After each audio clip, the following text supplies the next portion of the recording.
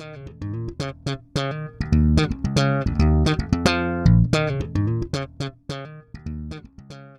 called it joyful dialogue. Most of them seem to like that dynamic.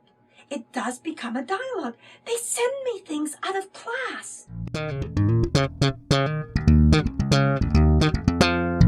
She's almost like a coach in your corner who's just always pushing you to be better and to be the best student that you can be and do the best work that you can do. They know that I'm trying to tailor my teaching, make it individual to each of them with these designated speaking slots where I hear every voice, the rants and raves where I hear everybody and I respond to everybody on a personal email so that they know I value them.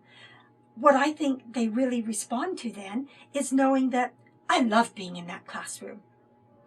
I love them being in that classroom with me. I think you can kind of sense it in just the atmosphere in the classroom.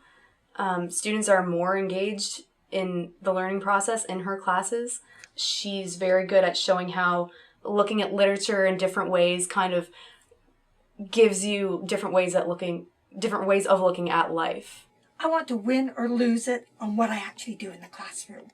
I want it to be not some constructed version of me that I think meets a pedagogical theory of what a teacher should be. One thing, teachers shouldn't talk with their hands probably because it's visually distracting.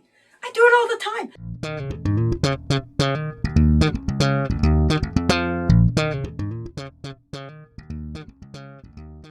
I was sitting at the computer one night, ready to do my usual half-baked job, and he said, I actually heard her voice in my head say, have you ever wondered what you might be capable of if you ever actually took your work and yourself seriously for a couple of minutes?